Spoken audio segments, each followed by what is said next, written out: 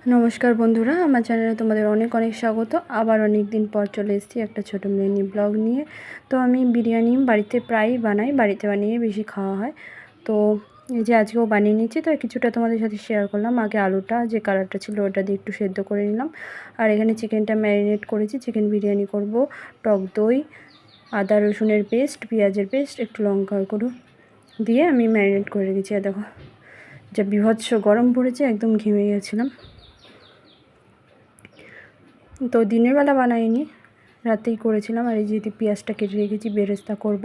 আর আলুটা সেদ্ধ করে যে তুলে নিয়েছি, তারপরে যে পেঁয়াজটা ভেজে নিচ্ছি। হালকা ভাজবো, খুব কড়া করে ভাজবো না, তিতো হয়ে যায়। তারপর আমি ওই যে সেদ্ধ করে রেখেছিলাম যে আলুগুলো, সেগুলোকে আবার একটু ঘি আর সাদা তেল দিয়ে ভেজে নিলাম। আর এই যে বেরেস্তাটাও ভাজা হয়ে গেছে, একদম কড়া করে ভাজিনি। আর আমি এদিকে চালটা ভিজিয়ে রেখেছিলাম। আর ভাতের জন্য যে জল ফুটে গেছে, আর জলের মধ্যে দিয়ে দিয়েছি একটু সাদা তেল, গোটা গরম মশলা, তেজপাতা আর হালকা একটু লবণ। তারপরে এই যে চালটা দিয়ে দিয়েছিলাম। চালটা এই ফুটে গেছে, পুরোটা করব না, 80% সেদ্ধ করব। তো এই যে দেখো কি সুন্দর ঝরঝরা হয়েছে। তারপরে এই যে চিকেনটাও আমার হয়ে গেছে এদিকে রেডি করা। এর মধ্যে কোনো হলুদ পড়েনি, কারণ আমি দিই না, অনেকে দেখেছি বিরিয়ানিতে হলুদ দেয়।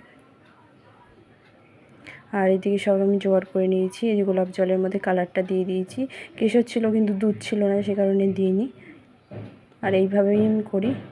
তো সমস্ত কিছু নিয়ে বসেছি ঘরে।